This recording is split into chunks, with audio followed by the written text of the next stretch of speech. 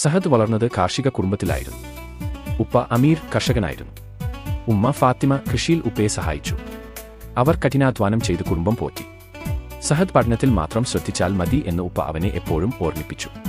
അവർ അവനെ നന്നായി പഠിപ്പിച്ചു. സഹദ് എഞ്ചിനീയറായി. നഗരത്തിലെ ഒരു പ്രശസ്തമായ കമ്പനിയിൽ ജോലി കിട്ടി. അയാൾക്ക് വലിയ വീടും നല്ല കാറും ലഭിച്ചു. എന്നാൽ സഹദ് തന്റെ ജീവിതം മറന്നു. അവർ അദ്ദേഹത്തെ കാണാൻ വരുമ്പോൾ അയാൾ അവരെ തള്ളിപ്പറഞ്ഞു. അവരുടെ കൈകളിൽ നിറഞ്ഞ മണ്ണും അവരുടെ ലളിതമായ ജീവിതരീതിയും അയാൾക്ക് ഇഷ്ടമല്ലായിരുന്നു. അവരുടെ സംസാരം അയാൾക്ക് അലോസരമുണ്ടാക്കി. ഒരു ദിവസം സഹദ് ഒരു പ്രോജക്റ്റ് തയ്യാറാക്കാൻ ഗ്രാമത്തിലേക്ക് പോയി. അവിടെ വച്ച് അദ്ദേഹം കണ്ടു തന്റെ അച്ഛൻ ഇപ്പോഴും അതേപോലെ കഠിനാധ്വാനം ചെയ്യുന്നു.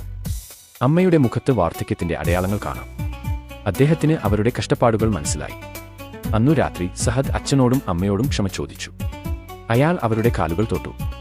അയാൾ മനസ്സിലാക്കി അവരുടെ കഷ്ടപ്പാടുകൾ തന്നെ ഉയരങ്ങളിലേക്ക് എത്തിച്ചു എന്നത്. അയാൾ മനസ്സിലാക്കി മണ്ണിന്റെ മണത്തിൽ ജീവിതത്തിന്റെ യഥാർത്ഥ മൂല്യം ഒളിഞ്ഞിരിക്കുന്നു എന്നത്.